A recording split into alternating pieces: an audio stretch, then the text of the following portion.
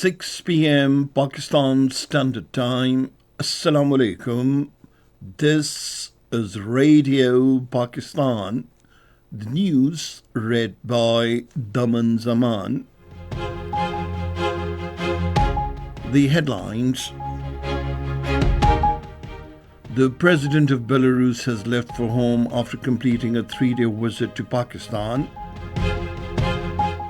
The Information Minister has rejected the propaganda of firing on PTI protesters in Islamabad. The Interior Minister says Afghan nationals will not be allowed to stay in Islamabad without permission after next month. The Pakistan Navy conducted a passage exercise with the South Korean Navy ship Wangjian in the North Arabian Sea. In the Indian illegally occupied Jammu and Kashmir, the All-Parties Hurriyat Conference has denounced India's action of reducing the territory to an open prison. 33 more Palestinians have been martyred by the Israeli forces in Gaza. And now the news in detail. The President of Belarus, Alexander Lukashenko, has left for home after completing a 3-day visit to Pakistan.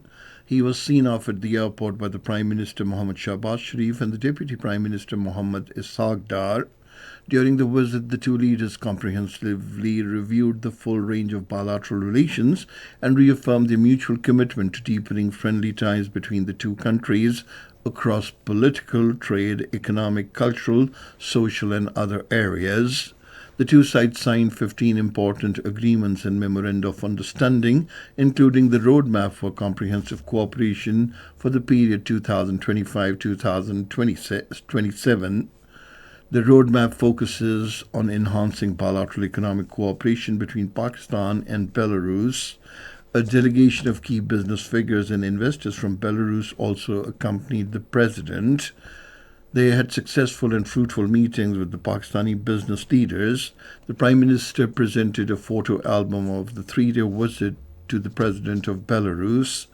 Earlier today, Pakistan Muslim League Nawaz President Mohammad Nawaz Sharif hosted a luncheon in honor of the Belarusian President in Murray. The Minister for Information and Broadcasting, Ataullah Tarar, has refuted the propaganda of firing on PTI protesters by the law enforcement agencies in Islamabad. During his visit to D Chowk and Jinnah Avenue in Islamabad, he said Pakistan Tehreek-e-Insaf is resorting to baseless propaganda to avoid embarrassment. The minister criticized the Pakistan Tehreek-e-Insaf leadership, saying that making big claims and then fleeing the protest site is their hallmark. He said both Bushra Bibi and Khyber Pakhtunkhwa Chief Minister Ali Amin Gandapur fled together in the same vehicle. The Interior Minister Mohsin Naqvi says Afghan nationals having no legal permission from district administration will not be allowed to stay in Islamabad Capital Territory after next month. He was talking to media persons in Islamabad today. The minister said any Afghan citizen who intends to stay in Islamabad Capital Territory after December this year will have to obtain no objection certificate from the Deputy Commissioner Office. The Inspector General of the Islamabad Police, Ali Nasir Rizvi, has said non-lethal weapons were used to clear D Chowk and adjoining areas from protesters in the capital. Addressing a news conference along with the Chief Commissioner of Islamabad, Muhammad Ali Randhawa, today, he said around 1,000 protesters were arrested. In his remarks, the Chief Commissioner of Islamabad said nobody will be allowed to take the law in their hands and challenge the writ of the state. The Vice Chairman of the Central Military Commission of the People's Republic of China, General Zhang Yuxia, along with a delegation, visited the General Headquarters in Rawalpindi today. The distinguished guest held a one-on-one meeting with the Chief of the Army Staff, General Sayyid Asim Munir, followed by delegation-level discussions. General Asim Munir underscored the enduring and all-weather nature of Pakistan-China relations, emphasizing their foundation of mutual trust and cooperation. He affirmed that this historic partnership has withstood the test of time and is poised to grow further. The Vice Chairman Zhang Yuxia expressed China's deep appreciation for Pakistan's steadfast commitment to their strategic partnership. He commended the Pakistan Army's resolve and professionalism in its ongoing counter-terrorism efforts and reiterated China's determination to further strengthen the enduring relationship. Earlier, upon his arrival at the General Headquarters, General Zhang Yuxia laid a floral wreath at the Yadgar-e-Shohada, paying homage to Pakistan's martyrs. The Pakistan Navy ship PNS Zulfikar conducted a passage exercise with the Republic of Korea Navy ship Wangcheon in the North Arabian Sea.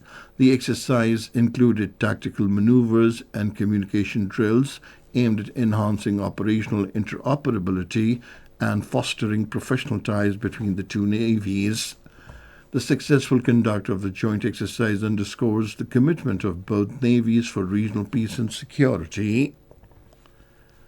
The Pakistan Embassy, Beijing, in collaboration with the Board of Investment, has hosted the third in a series of sector-specific business-to-business matchmaking meetings. The event featured insightful presentations, individual business-to-business meetings, networking opportunities, and the signing of 13 memoranda of understanding valued at approximately $250 million. Speaking at the ceremony, Ambassador Khalil Hashmi highlighted the strong trade ties between Pakistan and China and emphasized the strategic importance of agriculture and food processing sectors. This is Radio Pakistan. The All-Party Zurich Conference has denounced India's actions in the Indian illegally occupied Jammu and Kashmir, asserting that the territory has been reduced to an open prison and a military garrison. APHC spokesman Advocate Abdur Rashid Minhas, in a statement in Srinagar, slammed the Indian government for failing to resolve the decades-old Kashmir dispute and denying fundamental rights to the Kashmiri people. He deplored that occupied territory was being treated like a colony and urged the international community to enforce United Nations Security Council resolutions for a just settlement of the dispute. Meanwhile, the Indian forces arrested several youths during extensive cordon and search operations and house raids in various districts of occupied Jammu and Kashmir. At least 33 more Palestinians have been martyred by the Israeli forces in Gaza. The Palestinian death toll in the Israeli unabated attacks since October last year has now risen to over 44,200.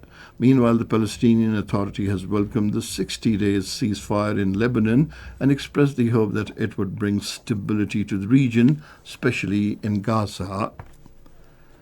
The United Nations has called on Taliban to protect journalists and media workers in Afghanistan. In a joint report titled Media Freedom in Afghanistan, the United Nations Mission in Afghanistan and the United Nations Human Rights Office documented the increasing challenges faced by the journalists, media workers, and outlets under the Taliban rule between August 2021 and September 2024. The report outlined 256 instances of arbitrary arrests and detention, combined with 130 cases of torture and ill treatment. Meanwhile, the United Nations High Commissioner for Human Rights, Volker Turk, emphasized the broader implications of restrictions on the media. The United Nations has welcomed the announcement of a ceasefire between Israel and Lebanon. Secretary General Antonio Guterres, in a statement, expressed the hope that the agreement can put an end to the violence between both the countries. The statement said Secretary General has urged the parties to fully respect and swiftly implement all of their commitments made under the agreement. Cricket. The third and final one-day international between Pakistan and Zimbabwe will be played in Bulawayo tomorrow. The match will begin at 12:30 in the afternoon. And finally, the weather report. Mainly cold and dry weather is expected in most parts of the country during the next 12 hours. However, smog and fog is likely to prevail in isolated plain areas of the Punjab and Upper Sindh during morning and night. And that is the end of this news bulletin. For more news and analyses, log on to our website, radio.gov.pk, and you can also watch the live video streaming of our bulletins on the link facebook.com/Radio Pakistan News Official.